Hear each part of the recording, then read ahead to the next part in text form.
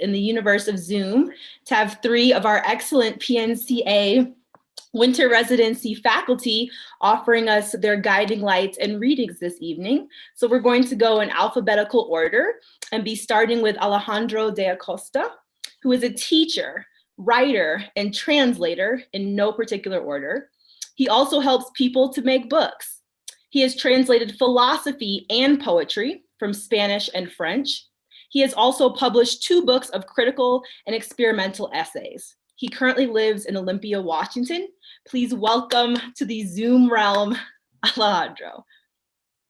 Thank you, Allison. I'm super excited about tonight, and I am going to see what I can do to get us started right. Today is my brother's birthday, my little brother, Diego. Feliz cumple. I'm dedicating this reading to him. I'm going to be reading new translations from 2 Argentine poets of the 20th century, Edgar Bailey, who despite his Anglo name, wrote in Spanish. He is represented here by this painting. And Alberto Giri, who is represented here by this striking caricature. And in between their poems, I'm going to sneak in 2 of mine. I'm also going to let you know that in the Giri poems that close the reading, there is a reference to suicide.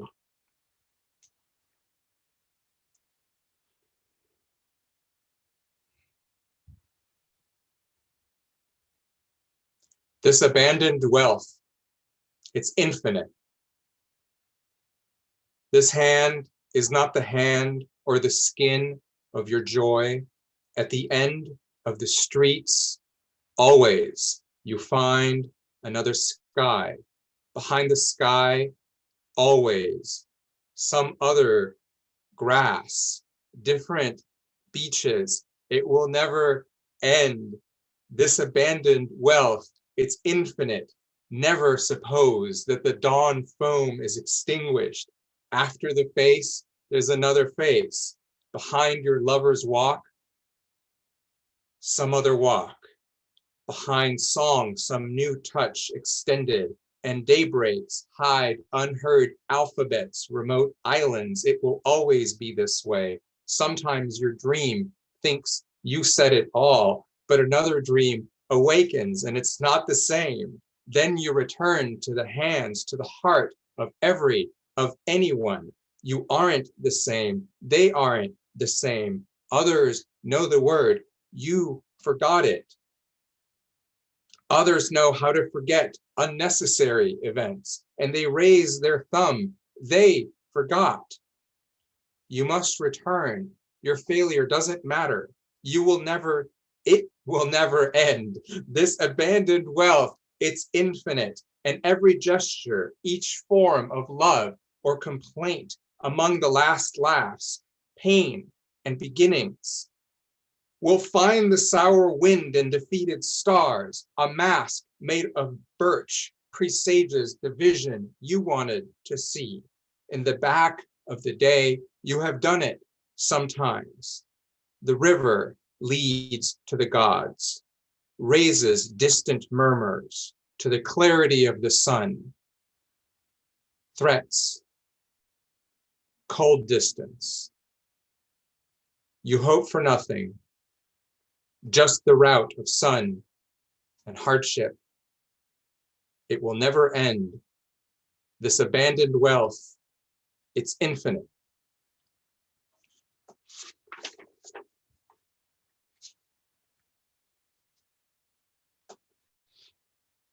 Difficulties of translation.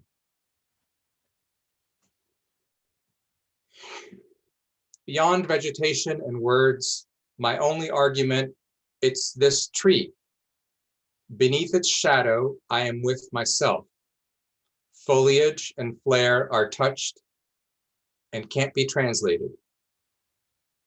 Just like us, tree earth, there and back. With you, I am. That is my argument. It can't be translated.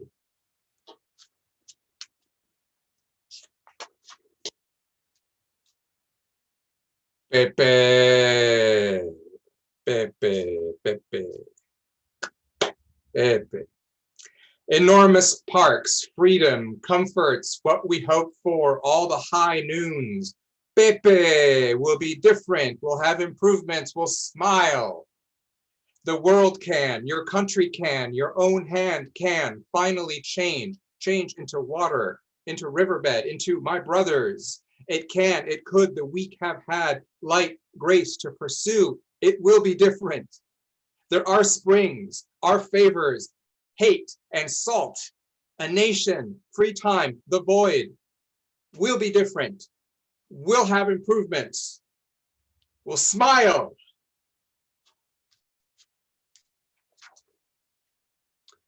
Okay. This is the last poem from Edgar Bailey, and I'm going to dedicate it to someone who I hope is listening, and that is Matt Hart. A man climbs the walls and ascends to the skies.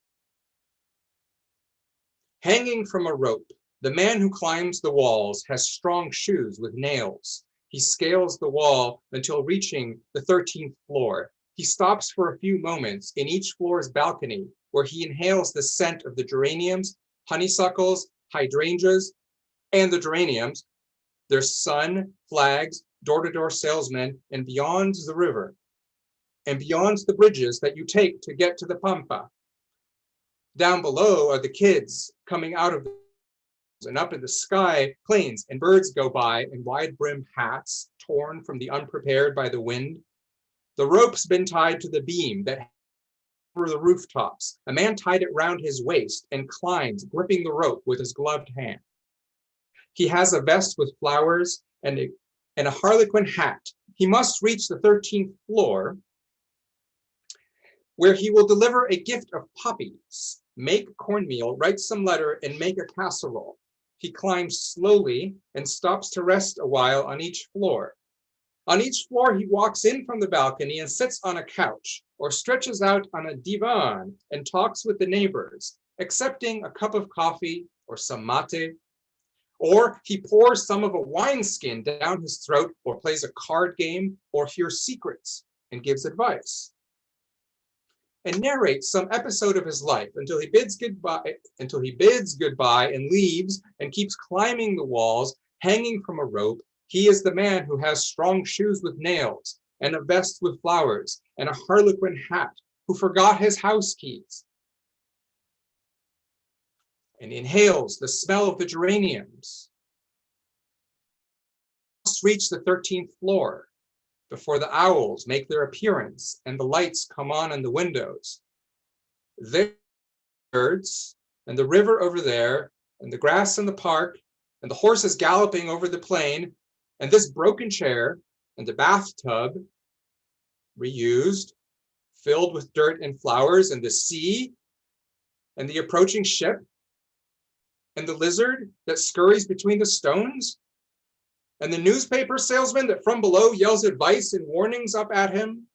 Meanwhile, the man flies, he ascends, he conquers each floor with much effort and always looks up. The ground is far, the sky is far. The man who climbs the walls, hanging from a rope, when he enters someone's place through the balcony, is well received by the neighbors and tries to be of use. An unexpected woman who is one alone, and at the same time, all the women of his life, asks him to take her with him.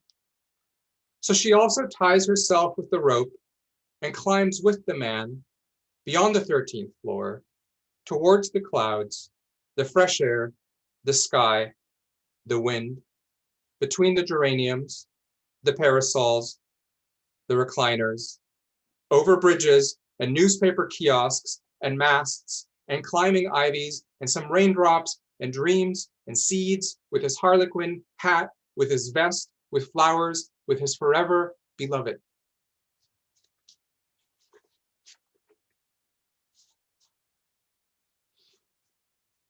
Okay, I'm going to read two poems that I might have written, some of.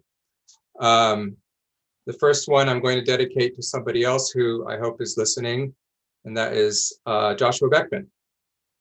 This is untitled, but it was written December 12th of last year.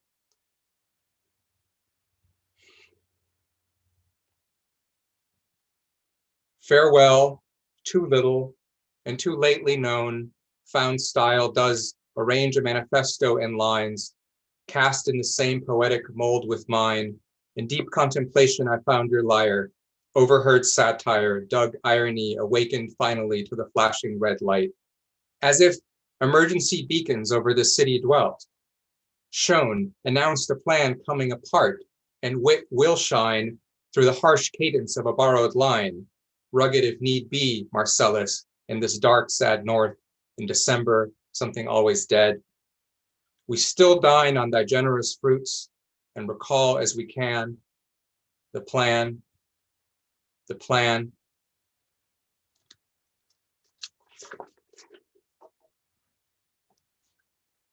And this is the beginning of something that will probably end up being much longer. It's called Conversation with Bullfinch.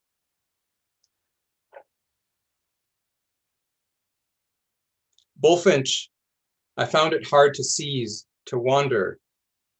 No, Hano, sieve of ideas. Bullfinch, I try to hang on to the ones I have.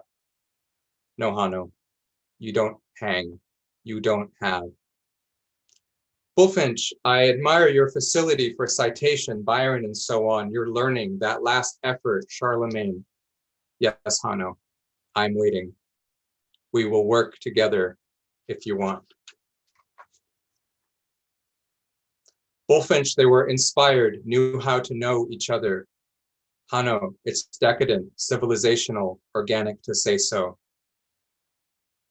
Bullfinch, I don't choose this nostalgia. Hano, you don't even feel it. Bullfinch, you said these dialects were soon distinguished by very opposite characters. Hano, a soft and enervating climate. That's it, Bullfinch. That's what I think they had. Really, Hano? Not dirty, ugly city at a larger scale? Oh, Bullfinch, if it is all net works, show me the way to the romances. Hano, romances show the way to the novel. Bullfinch, fast. What is the way to Paladin life? Hano, slow down. Read Dryden, Life of Plutarch. I know not by what fate it comes to pass. Bullfinch, he writes, the editor called it hack work of the ingratitude of mankind. Bullfinch, we got interrupted. Hano, I meant to tell you of Ragnarok, Bifrost the Rainbow Bridge, the runic letters, the Skalds, Iceland. Bullfinch, in that order? Hano, they were the bards and poets of the nation. Bullfinch, the wind is really blowing tonight. Chimes are violently active on the porch. Hano, the druids, Iona, or I Kill. Bullfinch, I see what you are doing. I see how you are showing me. Hano, the workmanship surpassed the material. Thank you, Bullfinch. Thank you, Fogwill. Thank you, Bullfinch. Bullfinch, the bards. Hano, it has been well known that there exist in the great public libraries voluminous manuscripts of romances and tales once popular. Bullfinch, the bards. Hano, on the invention of printing, they had already become antiquated and fallen into neglect. Bullfinch, the bards. Hano, they were therefore never printed and seldom perused, even by the learned. Bullfinch, the bards. Hano, yes, the bards. Bullfinch, they waited. Hano, they were always waiting.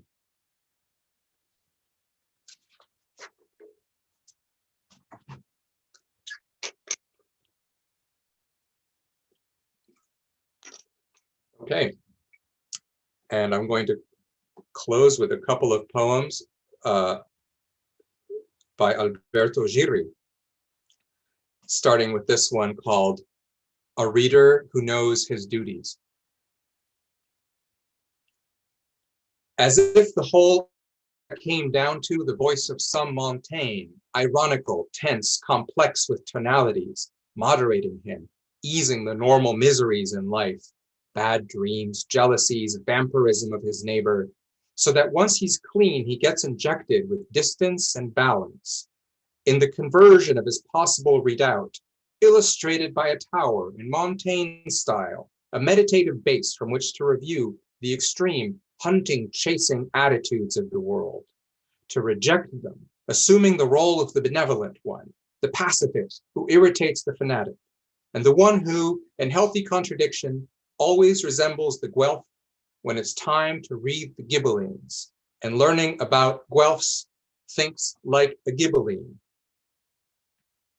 As if for later, a time in which maybe that tower won't be enough, he had taken precautions, seen with anticipation, that he'd also have to see other trials, the pessimistic exploration of some Tacitus, rich in cruelty, blood, fertile in battle and mutinies, his offers communicated without partiality, partisanship,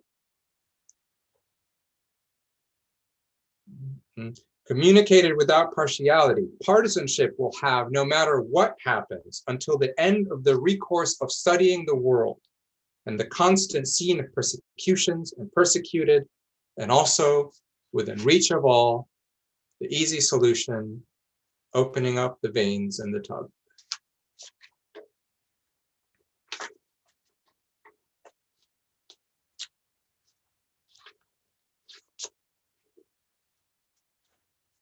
Yes, Leah. This one is called Pascal. Almost no truth, the void, to feel sure against history, apostate, for advising inconstancy, great fatigue, the storm. Though men do not love them for judging us to be miserable and having such a high idea of you that you don't want to share our weaknesses for being weak yourself, admiring flies, strange powers that wing all the battles, disturb the soul, and devour the rest. For subtracting yourself from our common destiny, peering over the abyss, your abyss, there, at your left, and to pray with a long terror cry, for closing yourself off to charity while you keep vigil, implacable, demanding that in that agony that will last until the end of the world, no one may sleep.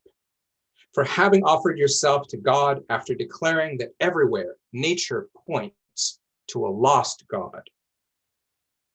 Almost no truth, the void, and our dying alone under a little bit of dirt. You were right. Those speeches were so stupid.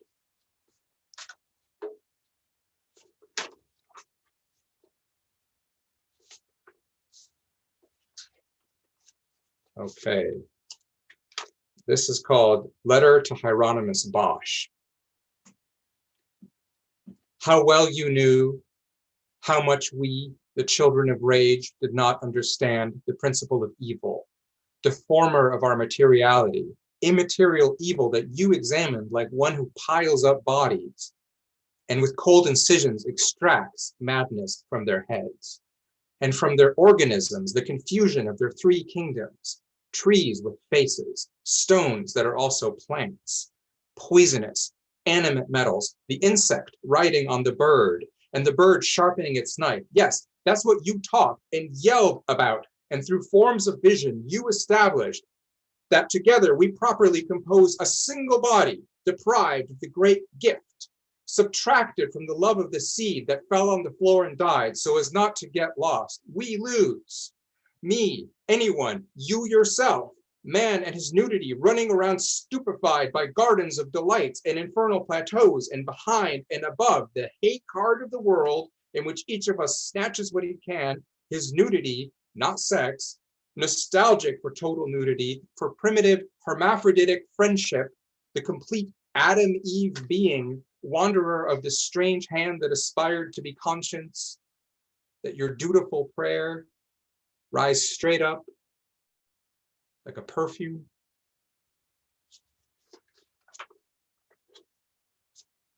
Okay, this is the last poem. It's called The Shadow.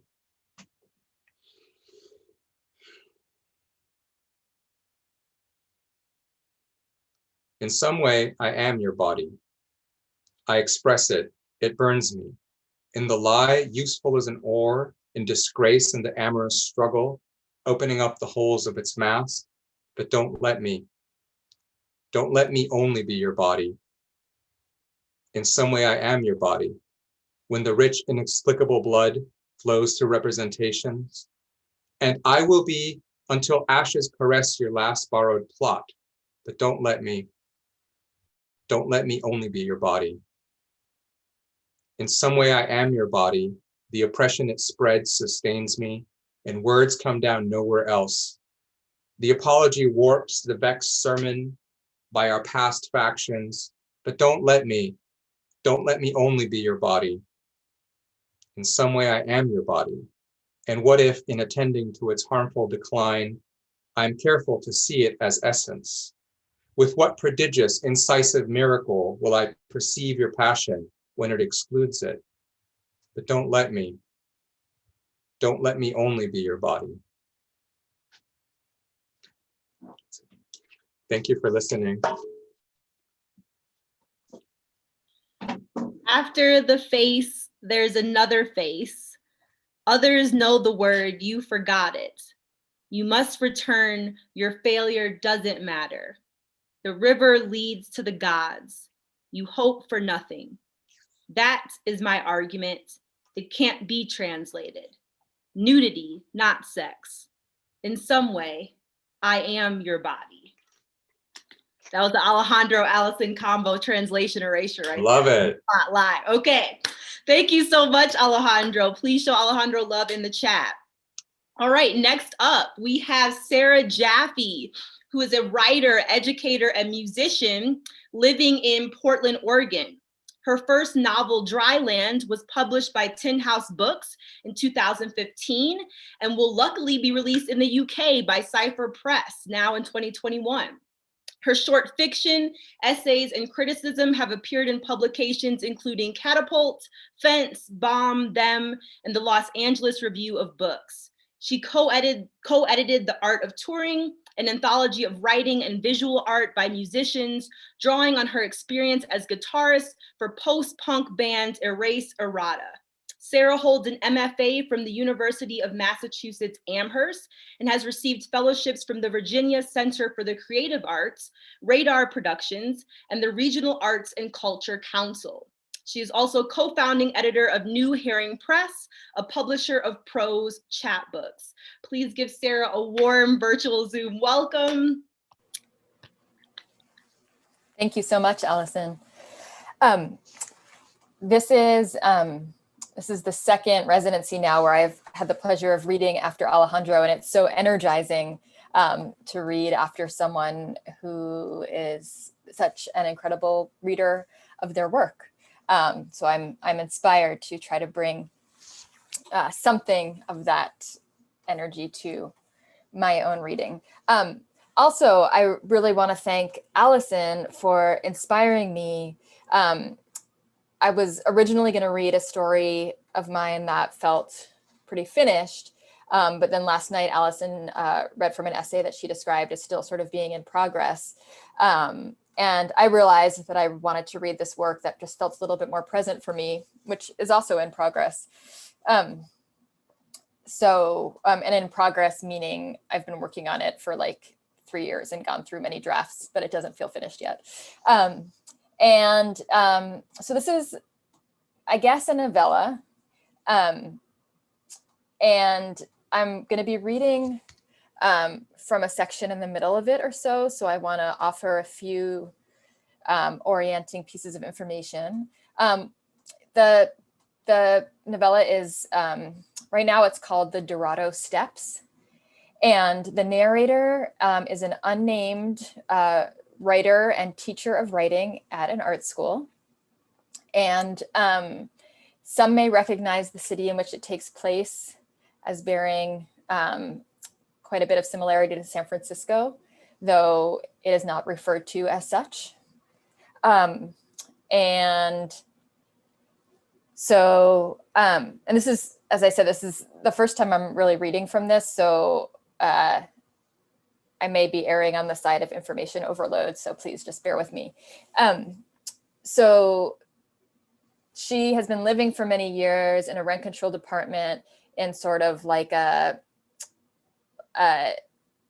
hip, rapidly becoming gentrified neighborhood known as P-ville, but has recently accepted a house-sitting stint out by the ocean at the house of an sort of art star acquaintance of hers named Heidi. And she's being sort of weird about her apartment. She keeps saying she's going to sublet it while she's gone, but then isn't really acting on it and seems to have some weird ambivalence about that. And then two other just quick things to tell you that come up in this section. One is that she's partly living off money that she got from this grant that she recently received for her writing. And also she has a burgeoning crush on an artist named Laura, who does work about drones. So that's all the information. It's a lot. It probably doesn't matter. Here we go. The Dorado Steps. I ran the cat food cans under warm water and scooped them onto vintage saucers. I misted the air plant. I put my clothes in the top two drawers of the dresser Heidi had emptied out, stowed my suitcase in the closet. I sat on the couch made available to me through the sale of art, while Balez, the runty black cat, curled on a proximate surface. On the facing wall was a cluster of photographs and prints, some by people I knew, and a large, colorful, blobby painting I couldn't place. I tried to project the context that would allow me to find it less ugly or to activate the ugliness into something interesting. I opened my laptop and read again the award email from City Rights. I'd only gotten half the money up front. To get the rest, I had to present my work at a public event of some kind, a reading or talk or anything as I understood it, at a place to which anyone could come. I still wasn't sure whether I needed to let the grant people know that my project might be shifting. I texted Thea. Do not tell them, she wrote back. Me, but they might have expectations. Thea, they do not care. Me, also, should I let them know I've temporarily moved? I think they award the grants by district. Thea, are you going to be okay by yourself all the way out there? I put my phone down on the smooth-edged mid-century coffee table and went into the bedroom, found shorts and a hoodie and my most athletic socks. My running shoes were ugly but supportive. I'd bought them so that I could go to the gym with my most recent ex. I'd liked her enough not to judge her for her membership. I closed and locked the door quickly to keep the cats in. Jogging on or along the beach seemed like the kind of thing a person who lived out here would do. I fast walked along Ocean to get my legs ready toward the broad boulevard that separated the beach from the neighborhood. Across the street, a mom, I guessed, pushed a stroller with a kid in it. A stoop-shouldered man in a baseball jacket slowly headed for the crosswalk to the beachside. The flatness and placidity of the residential streets, the houses the color of shells and sand, the anticipated white noise of waves had an anesthetic effect. For the first time maybe ever, I leaned into something less jagged. It was from within this haze, a block from the beach, that the staircase appeared. I typically distrusted such imprecise language, but an appearance is what it felt like. The stairs emerging a few feet off the sidewalk, climbing the cliff to a summit I couldn't see. The way they pulled me felt personal. I followed them up as they carved what was basically an alley between fenced-off backyards, and to the left, a curtain of eucalyptus, beyond which I could just see a far stretch of ocean. It was a public staircase, open to anyone, yet as I paused halfway up, the effect was of feeling hidden without being hidden, or maybe hidden in plain sight. Not an interesting phrase, but a satisfying feeling, a faint surface flickering, as if I were of and not of the scene. I took a step off the path, bringing myself deeper into the eucalyptus canopy. I reached up and pulled lightly on a shaggy-leaved branch. The leaves brushed tips and rustled as if I were the wind. I wasn't quite lonely. I knew where I was. I imagined writing to the Grant people and telling them to expect a manuscript made of sentences so grounded in the present it would be as if they'd been written in a different city. My feet flattened sandy dirt and a hollow-bodied ice plant, whose name I only knew because a girl I dated had taken me for walks out by the ocean. People and dogs walked below on the beach. Waves broke, a plastic bag caught the breeze. Ryan was right. In my shorts, I was fucking cold. All of my serious exes had known about plants, probably more than the average person knows, and definitely more than I would have known on my own. It might have been some very obvious trope about my being drawn to women who were nurturing, though the ice plant ex was decidedly not nurturing, at least not to me. I think she just liked knowing the names of things. The sun on the water was a golden yolk. By the time I got back to the house, it was almost dark. I turned on all the lights in the rooms I wasn't in. I imagined saying to a neighbor, "I'm Heidi's friend, I lost my place." It was a simpler version of the truth. So generous of her to let me stay while I figure out what's next. I got a big glass of water and opened my laptop. I tried to make words stick to the loose slatted fences that divided the staircase from the backyards it bordered. Tried and failed to explain how the sea monster boughs of eucalyptus both framed and blocked the view.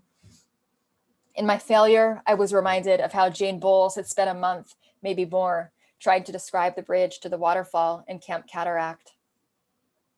My phone buzzed from the kitchen.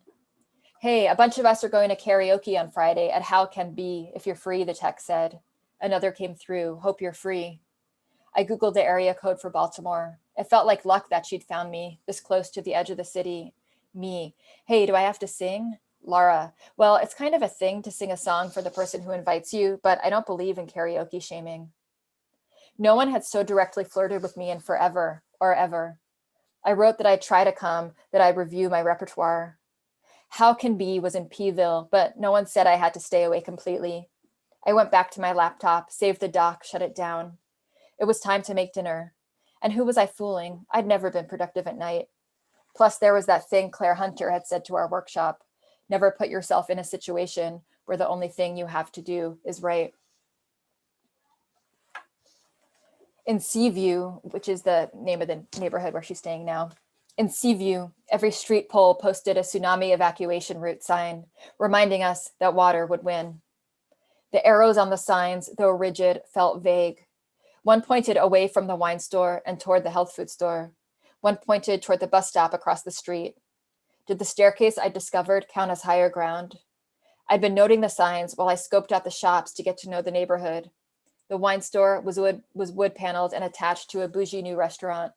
The health food store, steeped in cumin, had been around since the 70s.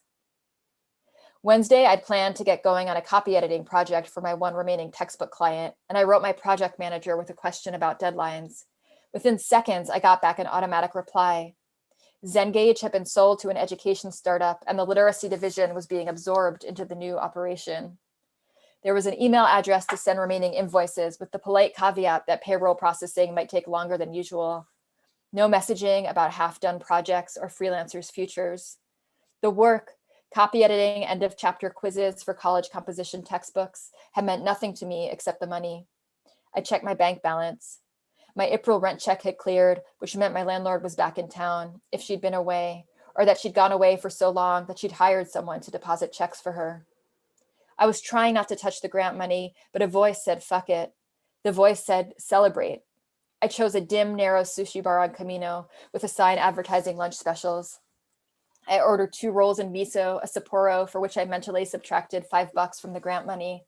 It was almost noon. I wiped water drops from the table and opened Giovanni's room, which I grabbed on my way out the door. It was a beautiful, disintegrating Dell Paperbacks edition. Though, of course, like anyone, I loved the scene of David and Giovanni out to breakfast their first night together, the childhood memory of the sleepover with the neighbor boy, The image that had always remained most illuminated for me was of David at the house in the French countryside, drunk at the window on the night before Giovanni's execution. There was something Baldwin was doing in the sections of the country house that I wanted to understand, something about how he positioned the point from which David looked back on his time in Paris with Giovanni in a way that made me simultaneously feel the intense subjectivity, of David scrutinizing his past, and also let me frame the scene as if I were looking at him from afar. I turned to the beginning of the first chapter. The dark night, the window pane reflection, though I'd forgotten this line, quote, "My ancestors conquered a continent, pushing across death-laden plains until they came to an ocean which faced away from Europe into a darker past." Out the window, a tsunami evacuation sign pointed past me or at me. My beer was cold, the sushi was fine. I got out my notebook and wrote subletters on a fresh page, below it a list of friends I knew who might be looking for a place or might know someone who was looking.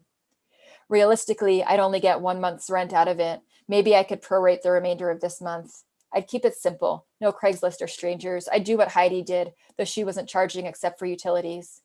Thea had thought with all the cat work she shouldn't have charged anything, but I didn't mind. Thea and I got burritos at Santa Cruz too before karaoke. "I thought you didn't know Lara," she said. "We met after her talk. I was telling her about what my students had to say about her essay," I said. I shook salt on a chip. "They liked it," I said. I wasn't ready for Thea to be critical of my crush. "It's pretty sweet out in the Seaview," I said. "There's this Chinese market I think is going to be my go-to." "You know it's way more conservative out there, right?" Thea said. "You're not walking around by yourself at night, are you?" "Heidi didn't say anything about that," I said. "I'm just reminding you that you tend to forget you have a body," Thea said, offering me a sip from the horchata we said we'd share. We had a few intimate routines like this, holdovers maybe from when we dated, but that was so long ago. Or they may have been behaviors that Thea inspired in everybody with her therapist-y eye contact and scraped out smoker's voice. The How Can Be Lounge was a twinkly dive in a no tech bro pocket past the park, overtaken occasionally by cadres of queers, shepherded by Timmy, the only person we knew who'd grown up here. I was less conditioned than I used to be to cocktails like these, all sweetness and slam. I slid in on the banquette next to Lara. "I've been thinking about your talk," I said. "I thought the blank screen was great." "Really?" she said. "They had it set up and I decided to leave it at the last minute. Not too gimmicky?" "No, the tension was great," I said. "Like I kept wondering if you were maybe going to throw up a shot of the Whopper dropper at the last minute." "You're funny," she said. "Is your writing funny?" "No," I said. "I write a bunch of inside jokes with myself, but then make myself delete them." Her thigh was pressed up against mine, and there was no one sitting on her other side. We sat there together through a stranger singing Stevie, through Timmy singing Cher. "So are you going to sing?" Lara said. "I don't," I said. "You can," she said. My empty apartment was just a few blocks away. We could take off and be there in minutes. I still had the keys on my keychain. I went up to the front, filled out a slip and gave it to the KJ, went to the bathroom and let 3 drinks worth of pee pour out of me. I fake washed my hands and pushed the swinging door open into a body. "Scene of the crime," Chloe said. "I guess," I said.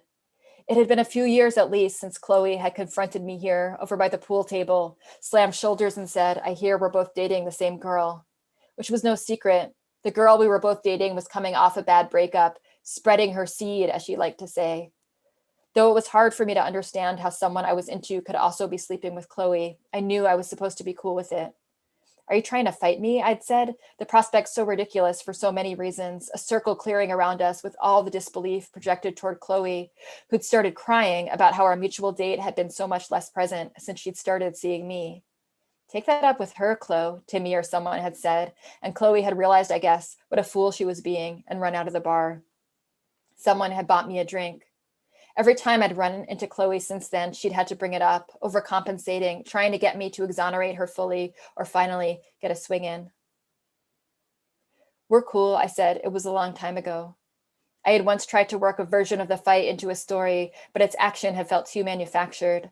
The scene kept bending away from the emotional note I wanted to hit, a shame-annihilating triumph. "Yeah," Chloe said. She was shorter than me, but had a wild, scrappy energy I'd never trust. She put out her hand. "What are you drinking?" We'd shaken on this many times before. "That's my song," I said, and pulled my hand from her grip. I walked to the front of the bar and picked up the mic, flicked my glance briefly toward Lara as the intro started. Romeo and Juliet, the Dire Straits track, and I sang the Indigo Girls version. A lot to throw at a new crush right off the bat, but I felt the need to make myself fill the room, to make my friends realize they'd missed me. After, I was at the bar getting a water, and I heard Timmy telling someone about the talk she'd seen Lara give the other week. You know, Kim P's girlfriend. I found Thea. Lara dates Kim P? Kim P, who ran the gallery everyone exhibited at, was there at the bar and had been at the talk. She'd sat in the front row and asked a smart question, but it felt formal, not something you'd ask someone you talk to every day. Thea said, you knew that. She said they'd been together since Lara lived in Baltimore, that they supposedly had an open relationship, but she didn't know what had been going on since Lara got to town. I can find out, Thea said, if you want to go down that sort of road again. You two were cute together. I saw you laughing in the booth. I wanted to have had one fewer drink and to have looked for where Kim P was in the room before I sat so close to Lara. I wanted to have always lived in the Seaview or to move back to my apartment, which I could do, at least for the night. I didn't have a subletter, but I told myself I had to get back to the cats. I said, I can't believe I sang that song. That's it. Thank you. I misted the air plants. I was trying not to touch the grant money, but a voice said, fuck it. I fake washed my hands.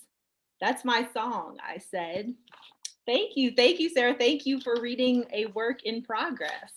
Thank you. You show Sarah love in the chat. All right, and last but certainly not least, we have Strom, who is an artist who works with 3 voices, written, sung, visual, to explore hybridity and the intersection of personal and collective histories.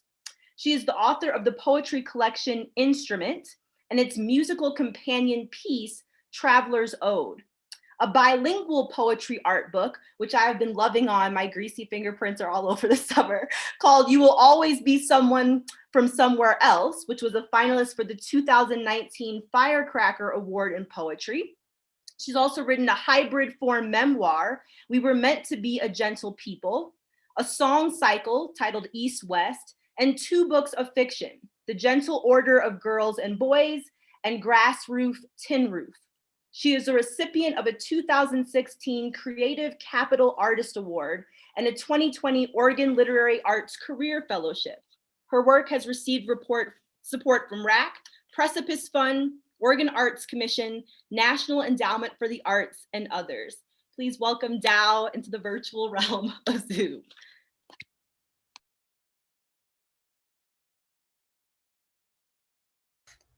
Thank you, Allison. Thank you, Alejandro and Sarah. That was great. I'm really enjoying seeing the readings. I really enjoyed Allison and Asia's reading last night also. So thank you all for that.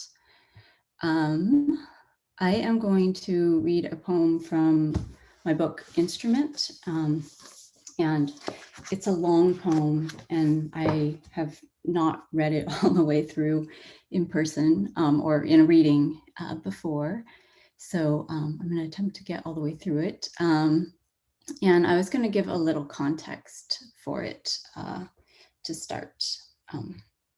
So I'm going to share a picture. I guess I should mention that I was going to share a couple images, and they have dead birds in them. And then the poem also mentions photographs of dead bodies. So just want to mention that. The poem is called In Dead Time. And I wrote this, I did a residency in Iceland in 2017, and I spent 2 months in a small town in the north of Iceland and was working to work on something. And it was a strange juxtaposition to be in a really beautiful place and also be working on a process that involved like looking at photographs of like war photography from Vietnam War era, and just I was struggling with that, and so that was a little bit of some of the background that goes into this, that is behind this poem.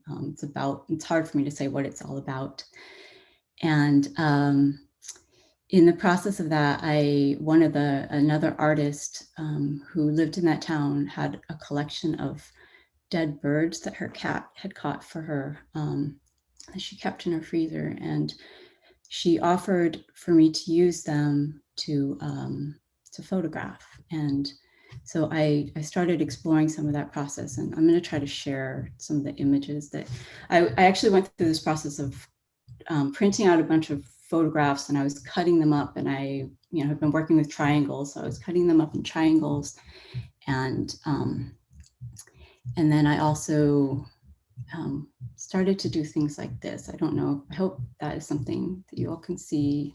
Wait, do I need to share my screen? Yes, if you I could. need to share my screen. Yeah, okay. Let me get to the share screen. So, are people seeing that? That should be working. Okay. So I was sort of, I don't know if you call this a personal ritual of some kind, but I was moving these fragments around on the floor and making shapes. And these photographs were actually kind of hard to take at sometimes. And it was just, there was a process in this for me. So, and let me just, and they also evolved into, try to find my, where's my cursor?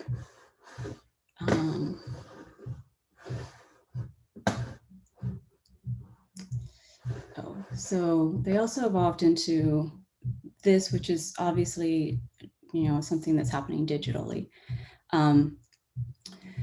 And these appear in this book, which has a mix of image and text. The poem itself, one more thing I want to mention is it references, some of the inspiration for it came from, was when I was there, I visited this spot, which is called Vatnasav, which is an art installation. It translates as the Library of Water, and it's by Ronnie Horn. And this is a structure, and these columns of water are, they contain glacier water. And it's this permanent installation of a Library of Water. And the reason this is relevant was because I found a poem after visiting here, and it was written by Anne Carson, and she had done a residency in Iceland at this Library of Water. And the poem that she wrote is called Wildly Constant, and it references this Library of Water. And so as all the things that I was writing were coming together, I wrote this poem, which follows the Anne Carson poem for, I think it was 59 tercets. And then the poem I wrote also kind of takes some of its own direction. So hopefully that is some context. And read. So this is called In Dead Time. And it's after Anne Carson. In the small triangular church on the world's youngest island, I lost the note usually would anchor. Music too, a form of wind, pushing me away from the shore of words. I had brought with myself anchors of selves, it's true. Some of us always lead with our undertow. I thought the anchor note a D, maybe a slippery A. At any rate, I could not find where to begin. History has such heavy feathers. History has so many tiny feathers, tiny deaths. Cataclysms reign history, and life is short. But here, where the invisible are seen, at first I misheard it as heathen when Steindor spoke about them, the hidden, living in the sea cliffs. Born to a temporary country, I am one who may also mishear nation as heathen. Standing thus in the long grass of the heathen valley between boulders, I try to listen. Meanwhile, body and wind conspire to beat me back into basic acoustics of an instrument self, but loosed of words. What did I come here to lose? Because I am also a little dead inside, wonder becomes a painful solve. People who live here don't have the same needs of landscape, I think. Whole inside the studio, again inside historical preoccupations, photographs of bodies, white men looking on. Unlike Anne, here I am not reading Proust, but Teresa Hakkyung-cha, because lineage is short for those heathen from nations. Teresa called it Talmud. No placers, new placers, one's whole living rhetoricized as dead time. How important is the root note? In the church, I sang anyway, foregoing words, trying to shape voice into readable arrangements of echoes and feedback. Singing is just a controlled form of screaming. And the singing body source, a red dot, located in the sacrum. From there, voice ascends. I learned this from another Korean woman artist emigre. As voice emigrates higher in body and pitch, you see how grows greater also its distance from the red dot.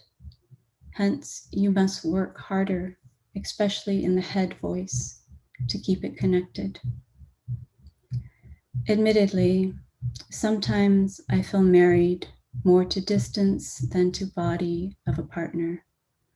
I mourn the red dot, feeling for it, ethos, another way of trying to get back into possession of or by, heathen as or from, who knows? My husband is a patient man. He braves the blizzard to walk to the market. Once he told me about a guitar player who wished he could open his mouth and have only music pour out instead of words. What is desire? In truth, I have felt more at home inside some songs than in any geography. Occasionally, I dream I'll die in another land, someday uncitizened. I am still looking for it. Walking along the sea cliffs one afternoon, I met a rock I liked very much. It was black with orange bits of moss and snow brightening it. What would it be like to hear the rock sing? Eons of turbulence, striated, wind-whipped, a voice from the oldest layer. I know it's projecting to apply music to inhabitation of either distance or place. Dohi says, the power of the red dot will come from your ancestors. Open the gate. I think of Teresa, who was raped and strangled, and Dohi, who chants and drums and dances now 3 decades later. Meanwhile, I spy my ancestors savoring a sour fruit, while I wrestle to conjure a concept of pitch that may convey them. Their atonal unisons, their a-national harmonies, their a-coexistence.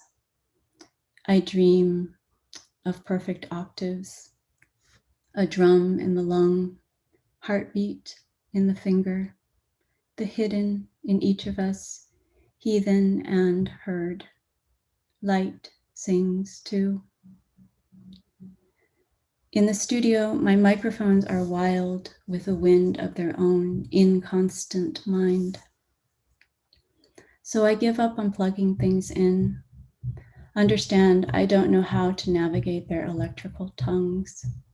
Feedback, like memory, inevitably, always, eventually supersedes source. History is spatial. History is not real. But to shake it, I record one song about hunger. I photograph dead birds amid fragments of photos of other dead.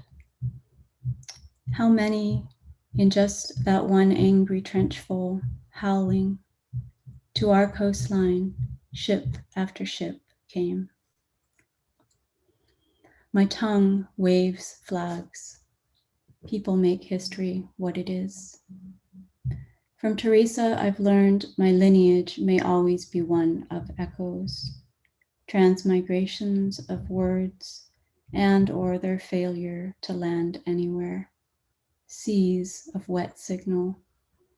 Now it is November. Same month she was murdered in 1981 when I was a third grader. Crossing the playground in trepidation, longing at the laughing backs of other girls, language like history, bottlenecked in the neck. Silence was always my mode. Words, a power I possessed only wordlessly. Trust the hidden, the chokings on, only insofar as you can toss them, invariably inside a porcelain bowl, surplus cinemas of exilé. I trust nothing that can be pictured in words. The birds began to thaw after a couple of hours. We took pictures until their frozen bodies softened, their blood uncoagulated enough to leave again little smears. It was hard figuring how to hold the birds, what face to wear. It is hard to capture the light in the eye of a dead thing. Even in a land that bathes every body in metamorphic light. I wrapped the birds back up in plastic inside a black bag of snow, then carried them back down the stairs into the night. It had been blizzarding for 4 days. At the door, a threshold of ice. A threshold of ice after 4 days of blizzard, exit, studio, feather dead weight of birds, still ghosting my cupped palms when a live one flies in. Photographers must know how to both not touch and seize opportunities of light. I've come to understand the body as a necessary country, the placelessness that is a place in me wages against. And I'll just end with this bit, which is a poem that ends this section in the book. And this one is after Teresa Hakyung-cha. It's called Poem of Poem Titles for Days of the Week. Yesterday is there, today is here, tomorrow will be where. Yesterday is past, today is present, tomorrow will be. Yesterday is then, today is now, tomorrow will be soon again. Yesterday is pre, today is, tomorrow will be post, war, words. Yesterday is echo, today is fire, tomorrow will be remember. That's it. Thank you. Some of us always lead with our undertow. History has such heavy feathers. In the church, I sang anyway. Singing is just a controlled form of screaming. What is desire? I give up on placing things in history. I give up on plugging things in. History is not real. Photographers must know how to both not touch and seize. Yesterday is echo.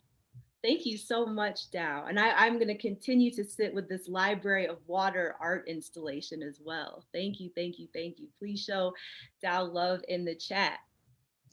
That concludes our reading for this evening, but never fear, because tomorrow in Zoom again, we will have a reading at 6 p.m. Pacific Standard Time featuring Pupe Misagi, Jay Ponteri, and Brandon Shimoda. Please engage in an act of self-care tonight. Be well, be kind to yourself and others. We will hopefully see you tomorrow.